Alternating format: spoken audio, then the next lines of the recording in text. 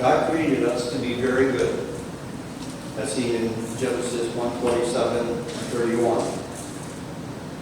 Soon after, Satan tells us lies about ourselves, and we believe them, as seen in Genesis 3:1-6, rather than believing God.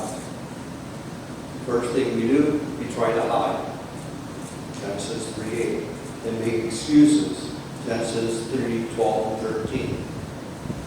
From then on, we lie, believe lies, and make general mess of things. But God has declared us very good. So are we very good, or are we worthless because of our sins? Well, if we consider our bodies, they're fearfully and wonderfully made, according to Psalms 139:14. Indeed, science verifies that. You can't make anything close. In fact, every time science tries to make something, they try to make something to imitate what we do. According to Socratic.org, the chemicals from our bodies alone are worth about $600 for your average sized person. If we could sell all the organs in our body after we die, we hope, our heirs would collect about $45 million. Or perhaps you believe your mind is too good to waste. In terms of raw processing power, our brains are worth upwards $6 trillion. That's a lot of computers put together. And it's still better. From a strictly human viewpoint, we are far from worthless. But does that mean we're better off dead? Well, of course not. No. That is nothing but a lie. Satan likes to say that. Job's wife, from Job 2:9-10. Curse God and die. No, we're worth more than our troubles. Why would he want to know us before we were born, as seen in Jeremiah 1:5, if we didn't matter to him? He wants to speak to us, as seen in Nahum 1:7, Romans 8:16-17, John 10:28. He even knows each of our names, from Exodus 33:12-17. Consider that. The world and God that created everything knows our name. And he knows the hairs in our head. These days, I don't have as many as I did, but he knows each one.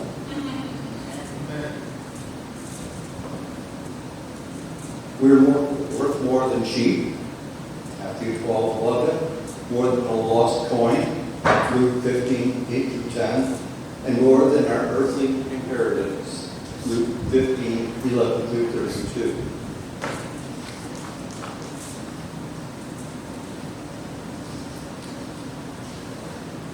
We are worth more than the words people tell us or the labels they give us. Proverbs 15:1-2. What good does it do to your soul when men persecute you for no reason? God made us better than that.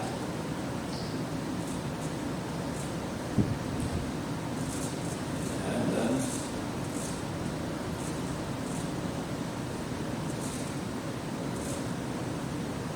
let's see here.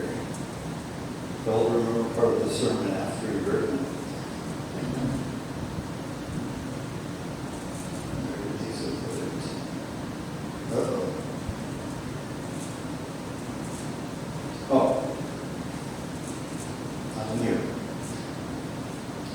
Meanwhile, we're worth more than our work. Now, from the time we're born, we have a job. As children, our job is to learn. When we become adolescents, our job is to continue learning and learn to be adults. And as adults, our job is to do.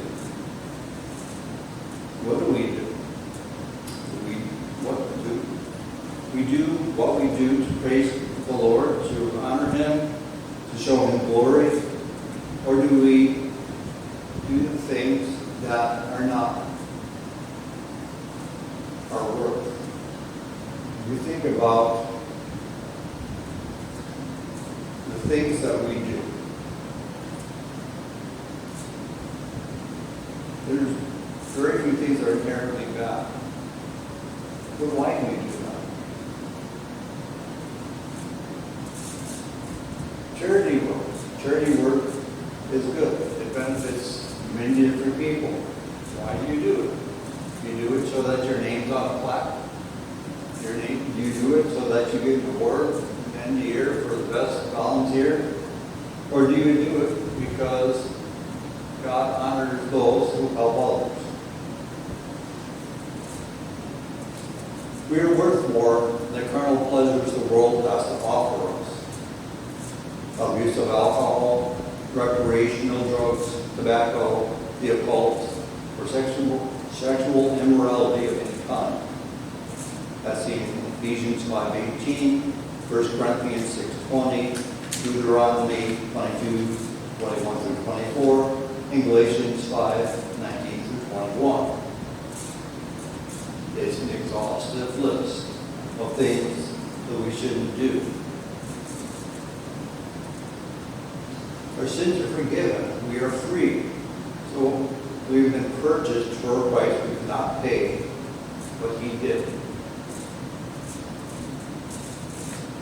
Willingly. Acts 26:18, Romans 8:2, Romans 6:23, and Romans 5:8. So all the things that we could do bad, why do we choose to do so? Why do we not choose to honor our God? Is that our worth with the bad things that we do? Our worth is what we have as co-heirs in His kingdom. We're valuable. God chose us to be His sons and daughters, His co-heirs. You don't become a co-heir to somebody if they hate you. He looks at us with loving eyes.